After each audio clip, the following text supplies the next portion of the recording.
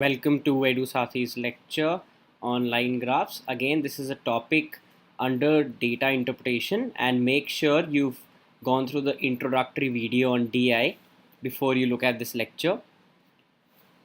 Data representation. Line graph is the pictorial representation of data in the form of lines formed by joining the points that represent the data figures. Now, for example, we have annual sales of some XYZ company from the years 2011 to 2015. The y-axis here shows the number of products in thousands. So this is 700,000 or 7 lakh, this is 6 lakh, this is 500,000 or 5 lakh. And similarly, the x-axis here shows the years.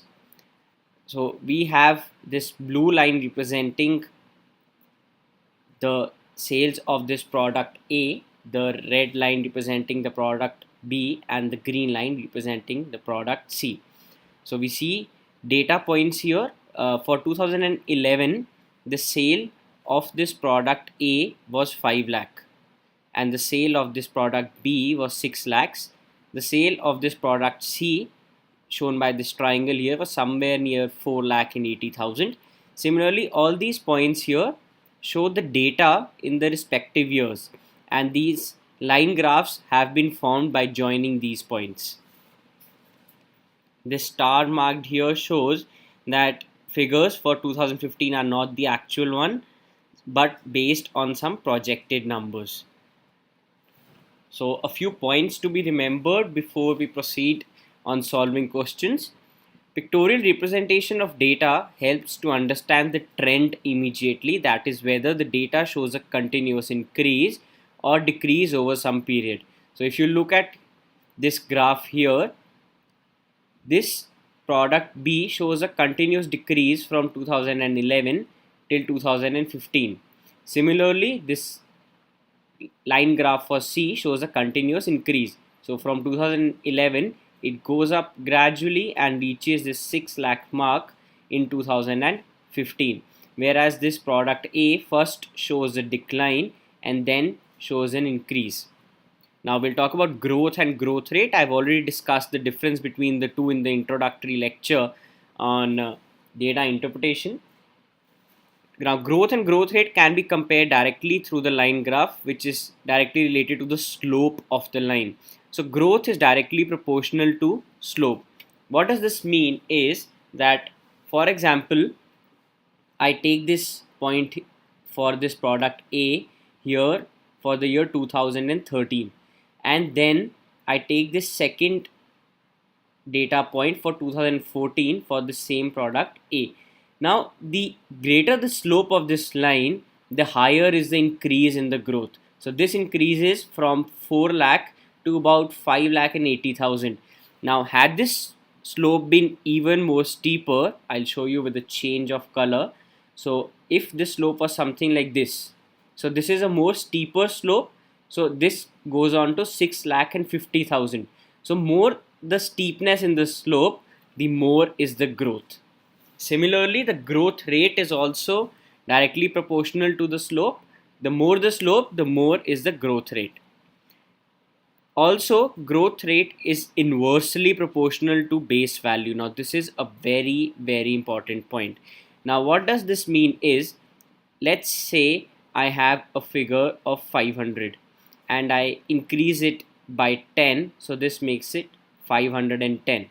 So what is the growth rate here? It is the increase 10 divided by 500 into 100, and this makes it a growth of 2%. Now let's take a figure 50 and then I add 10 to it. So this makes it 60. Now what is the growth rate? It is 10 divided by 50 into 100, which is a 20% increase. Now let's take it the number as 5, and now I add 10, so this makes it 15, and the growth rate becomes 10 divided by 5 into 100, and this makes the growth rate as 200%. So what I'm trying to explain you here is that as the base value, now what is the base value here? 500 was this base value. the value on which this growth of 10 is registered. Here the base value was 50 and here this base value was 5. So as the base value decreases for the same growth, that is the same absolute change in the value, the growth rate increases. So it increased from 2% to 20% to 200%. Now if we look at this graph here, now let's look at this graph for this product C, which is the green line. So I look at this green line. Now if you carefully notice, the growth is more or less the same in each of the years, as the slope of this line is constant. So it increases from about 4,80,000 to 5 lakh in this first year. So that is an increase of 20,000 units.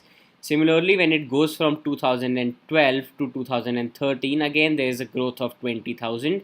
Similarly, as it goes to the next year, again the growth is for 20,000, and for the last year as well, the growth is same for 20,000. So in all these years, the growth is same.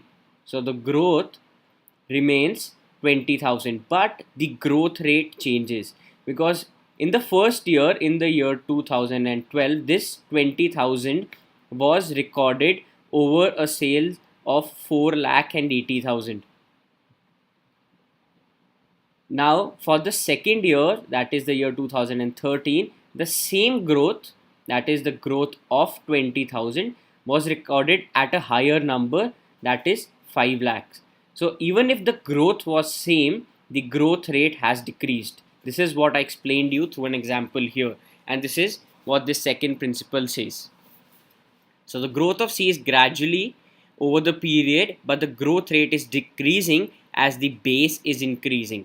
So the maximum growth rate for C was in the initial years, that is 2011 and 2012. So now we'll try some of the questions on line graphs. So here's the first question set. The graph below shows the end of month market for values of shares of 4 shares for the period from January to June. Answer the following questions based on this graph. Which share showed the greatest percentage increase in the market value in any month during the entire period? So now we'll need to calculate the growth rate for each of the share in each of the month, but we can simplify our lives by just looking at the slope. So the probable answer can be this, because this is a high growth. We can check for B only in the initial months, that is January and February, because here the second principle will apply. The growth is same throughout, but the base is increasing. So I don't need to check the growth of B in all the periods because it is same, and the growth rate I'll check only in this first period, because after this February month the growth rate of B is decreasing because the base is increasing, whereas the growth is constant. Similarly for C, we can check here during the period of March and April because it shows a growth here, and for this graph D, I can check only in the initial period because after that I don't see a much steep slope towards the higher side. So instead of checking for all the months for all the 4 shares, I have reduced my calculation to checking for A in the month of February and March, which is this graph here. Then for B, I'll check only in the month of January and February. For C, I'll check for March and April. And for D, I'll check in the first 2 months. Now, when you make your calculations, your answer will come up as D. I'll calculate for D. So for D, the increase is of 10 in the first 2 months. So it goes from 40 to 50. So what is the growth rate? It is the growth divided by the initial value into 100. So this gives an increase of 25%, which is the highest for any product. You can check for any other value. Let's check for C. So it goes from 60 to near about 70. So 60 moves up to 70, again an increase of 10, but over a higher base. So obviously it would be less than 25%. So we don't need to check for C. Similarly, you can check for A and B, but this value will come out to be the highest one. Let's look at the second question. In which month was the greatest absolute change in the market value for any share recorded? So absolute change is nothing but growth. So again, you will just look at the steepness of the slope where it was the highest. It is very easy. The slope has been the steepest for this product A if we compare all the four graphs and in the month of January to March. So if I take this value here, this is somewhere near 115 and this is somewhere near 95. So if you subtract this, comes out to be 20, and this is the highest absolute change. This happens in the month of March, so the correct option here is the A part. So just by looking at the steepness of the slope, you can answer without making calculation. Even this calculation wasn't required. Let's check the question number 3. In which month was the percentage increase in the market value for any share recorded? So the greatest percentage increase, we've already calculated this, that this happened for D, which was 25%, and it happened in the month of February because we calculated from January to February. So the correct answer is the A part here again. Let's check the fourth question. An individual wishes to sell one share of C and one share of D to buy one share of A at the end of a month. At which month end would the individual's loss from this decision due to the share value changes be the most? So when will he go into maximum loss? So now what the question is asking us is, let's take this first month of January. So if I sell the share D, I will get rupees 40 or whatever the currency here. If I sell the share C, I'll get a 60. So my total is 60 plus 40, which is 100. Now when I buy this share A, I'll have to pay 100. So my net loss or gain in the transaction is 100 minus 100, which is 0.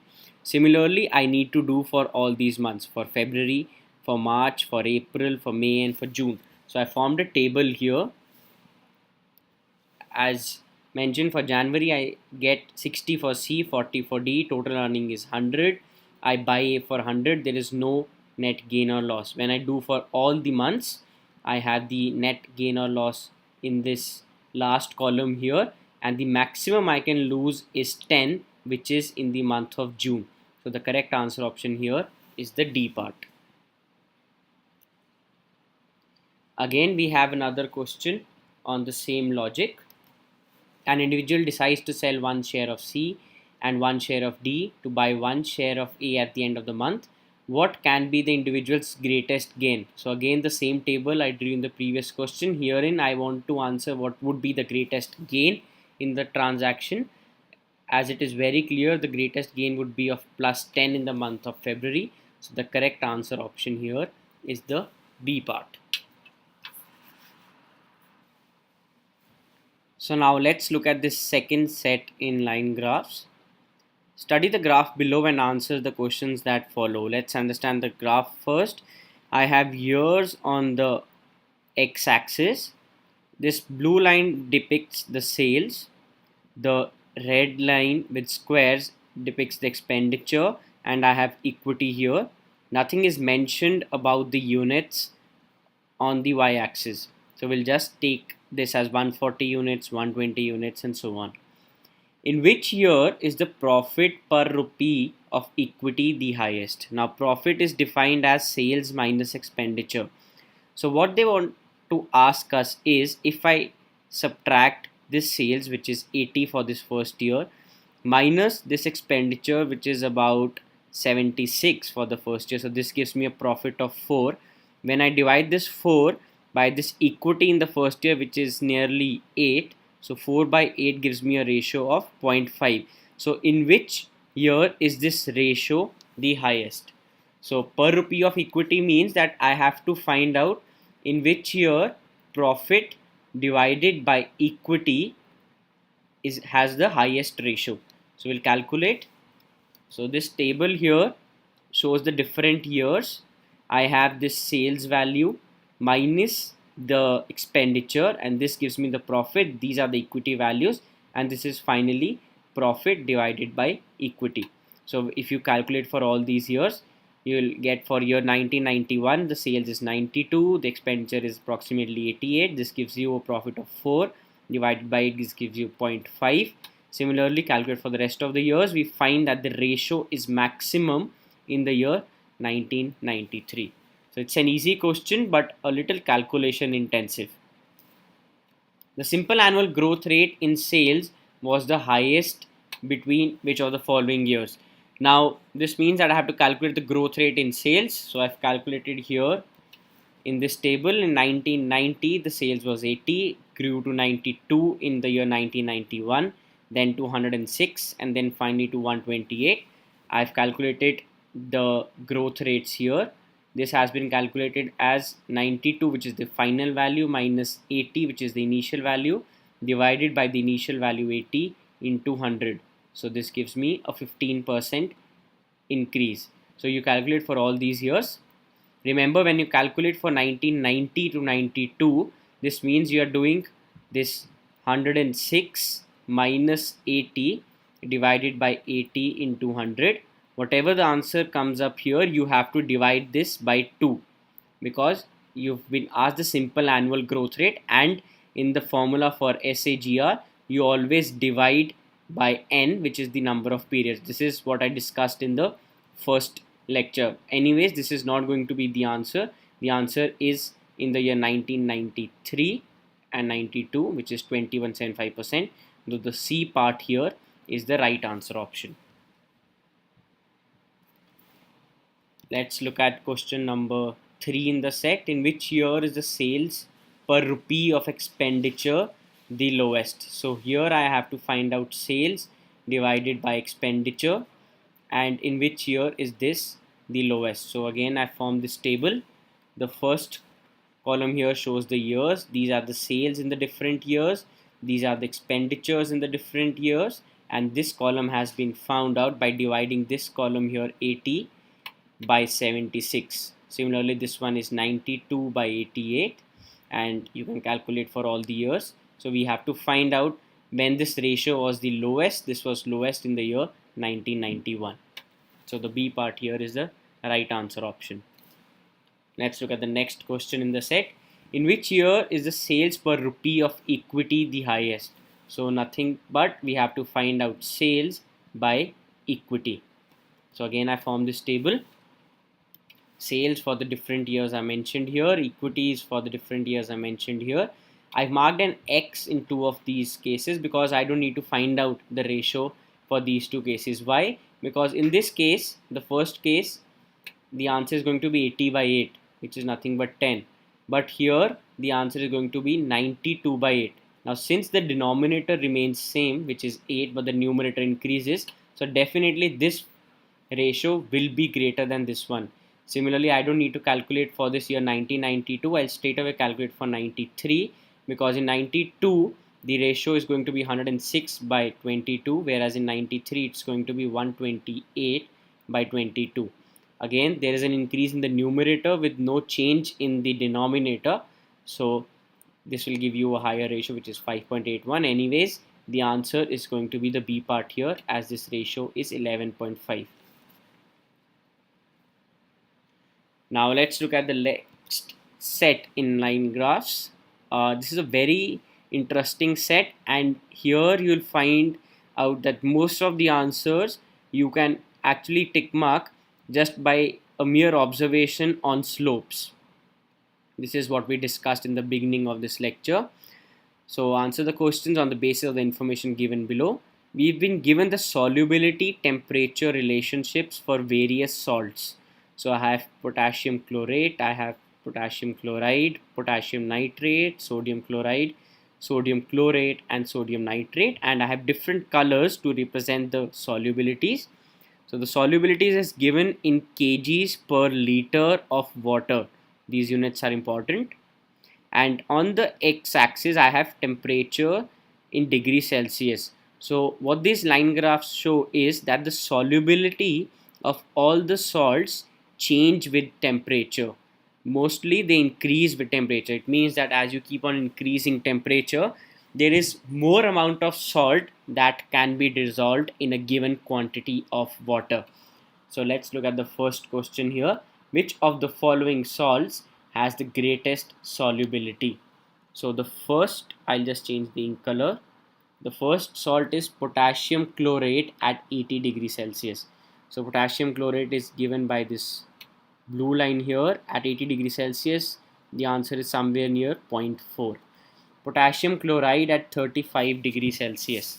So let's look at potassium chloride at 35 degrees Celsius. It is also somewhere close to 0.4 itself. Now potassium nitrate at 39 degrees Celsius. Potassium nitrate is this triangle. This is slightly greater than zero point 0.4 at 40 or 39 degrees. This is slightly greater than 0.4. So till now my answer is potassium nitrate. Let's look at the last option, sodium chloride at 85 degrees Celsius. Let's look at the graph of sodium chloride, and this is again a constant figure at 85, which is near to 0.4. So my correct answer option is potassium nitrate at 39 degrees Celsius. So what you notice here is that it's a little difficult to understand or observe the graph since there are so many lines, but once you pay attention you'll find the answer very easily. Let's look at the next question in the set. Approximately how many kgs of potassium nitrate can be dissolved in 10 liters of water at 38 degrees Celsius at 30 degrees Celsius? So I look at 30 degrees Celsius and potassium nitrate is this triangle. So at 30, this is somewhere here, this triangle here. This is nothing but somewhere close to 0.38. And what are the units for this solubility? They are in kgs per liter. So 0.38 kgs per liter at 30 degrees Celsius. Now I have 10 liters of water, so I multiply by 10 liters. So these units for liters cancel out in the numerator and denominator. So my answer comes out to be approximately 3.8 kgs at 30 degrees Celsius. So the nearest answer option here is the C part, which says 4 kgs. Let's look at the next question. By what percentage is the solubility of potassium chlorate? So potassium chlorate is this line here with diamonds. In water is increased as the water is heated from 30 degrees to 80 degrees Celsius. So I have 30 degrees here. So this data point, which represents a 0.1, and it goes to 80 degrees Celsius, which is this data point here. So it increases from 0.1 to 0.4, and we want to find out what is the percentage increase. Remember, it's the percentage increase. So what is the formula? The final value minus the initial value divided by the initial value into 100. So this gives you a nearly 300 percentage increase. So the correct answer option here is the D part. Let's look at the next question in the set. If 1 mole, now mole is a unit of calculation. For example, we have kgs, similarly we have moles. So it gives the amount of a substance. If 1 mole of potassium chloride weighs 0.0746 kgs approximately, how many moles of potassium chloride can be dissolved in 100 liters of water at 36 degrees Celsius?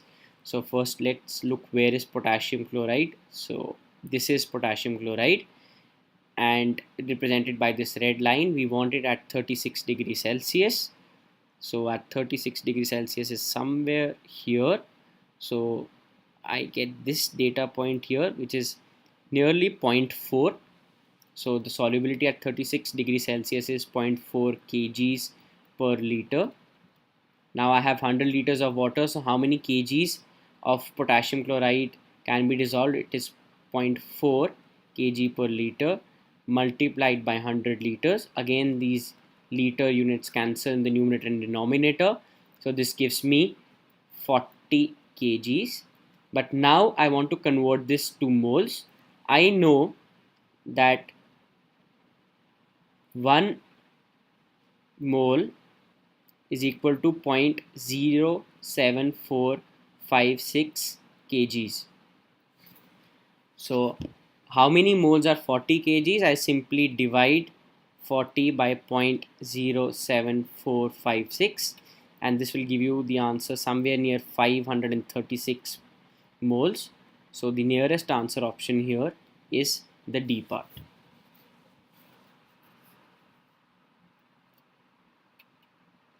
Let's look at the last question in the set. Which of the salts has greater change in solubility in kgs per liter of water between 15 degrees and 25 degrees? So now this is nothing but a mere question or observation. The steeper the slope of a salt between these two temperatures, the higher is the change in its solubility. So 15 degrees is going to be somewhere here and 25 degrees is somewhere here. So I have to look at the graph between these two lines here and see for which of the salt is this change in slope between these two lines the highest. So let's look at potassium chlorate. So I have this diamond line, this does not change much. I have potassium nitrate. So potassium nitrate is given by this green line here. Sodium chlorate. So sodium chlorate is given by this X line here. This hardly changes. And then I have sodium nitrate. So sodium chlorate was this one, this blue line here. This shows a considerable change, and sodium nitrate is this orange line here. Again, it does not show much of a change. So just by observation you can see that the maximum change in the slope is in this blue line here, which is for sodium chlorate. So the correct answer option is the C part here. Make sure that you carefully look at the graph. Like I just made a mistake between sodium chloride and sodium chlorate. These are the silly mistakes which we end up doing in examinations and which we need to be wary of. So let's try the next set. Answer the questions on the basis of the data presented in the figure below. So we have price on this y-axis, 10, 20, 30, 40, 50 till 80. The data points represent the mid-year prices of essential commodities. So I have the years on the x-axis, 96 till 2002. What are the essential commodities? We have rice, egg, dal, chilies, edible oil, and onion. Let's look at the first question. During 1996 to 2002, the number of commodities that exhibited a net overall increase and a net overall decrease were respectively. So we have to number the quantities, as in quantify them. So I have formed two columns here, increase and decrease. We'll go from one graph to the other and find out whether there's been an increase or decrease. What I suggest you is, for this question here, pause this video, find out your own answer, and then look at the solution.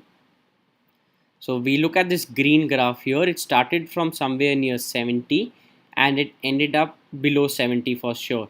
So I have one commodity which ended up showing a total overall decrease. Let's look at this second graph here. It started from 50, and if I draw a straight line here, it ended up a little above 50. So I have an increase of 1 here. Let's look at this red graph. Clearly it started from around 32 and ended near 35, so another increase. Again, for this purple graph, it started from nearly 22 and ended up on the higher side, so again an increase in the overall period. The orange graph is pretty clear. It started from 10 and ended at nearly 18, so again an increase. And for this last graph, it started at 10, whereas it showed an overall a slightly lesser than 10 value towards the end, which is for rice. So this shows is a decrease. So the number of commodities which showed an increase was 4 and which showed a decrease were 2. So the correct answer option here is the C part. Let's look at the second question in the set. The number of commodities that experienced a price decline for 2 or more consecutive years is. So we need a price decline for 2 or more consecutive years. Let's look at this first graph here. It shows a decline here, but then it picks up. Then again it shows a decline here, but then again it picks up. So the green one is not counted. Let's look at the second graph. It shows a decrease here, but then it increases. It shows a decrease here, again a decrease. So this is what we wanted. So we have one commodity, which is chilies, which shows a price decline over 2 or more consecutive years. Let's look at this third graph. For dal, it shows a decline in 1999, again a decline in 2000. So we have one more quantity which shows a decrease for 2 or more consecutive years. Let's look at this purple graph for egg. It shows a decrease here, but then it picks up, again picks up, shows a decrease here, again shows a decrease here. So towards the last 2 years, the prices have been falling. So we have another commodity. So I write another one here. Let's look at this orange graph for onion.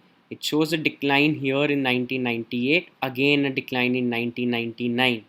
So I add another one for this commodity onion. And let's look at this last graph for rice. It shows a decline in 2000 from here, again it shows a decline from 2000 to 2001. So I again write a 1 here. Now let's count the number of quantities, the number of commodities. We have 1, 2, 3, 4 and 5. So the D part here is the right answer option, that 5 commodities show a price decline for 2 or more consecutive years out of 6. Let's look at the last question for the set. For which commodities did a price increase immediately follow a price decline only once in this period? So I need a price increase immediately following a price decline. We'll go by the answer options. Let's check the first answer option and rice here. So for rice, we have a decrease and then we have an increase. Again we increase. We have a decrease, but then again a slight increase. So rice is not the correct answer. So we strike out A, because here the price of rice increases twice. Once here after a decline in 1997 and once here in 2002 after a decline in 2001. So this is not the right answer option. Let's check for egg for answer option B. So egg is represented by this purple line. So we have a decrease here and then it increases. So we have this once and then it decreases and decreases. So the increase follows only once after a decrease. So egg is okay. Let's check for dal now. If you check for dal, there's a decrease here in 1997 and an increase in 1998. But then again there is a decrease in 2000 as compared to 1999, but an increase here in 2001. So it happens twice in this span. So dal is not the correct answer option. So we strike out B as well. Now we'll check for onion.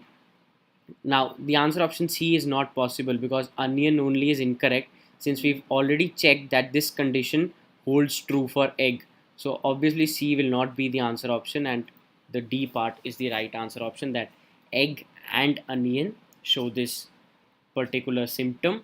If you check for onion, you will find that this is the right answer option. So that is all on line graphs. I hope you enjoyed the lecture.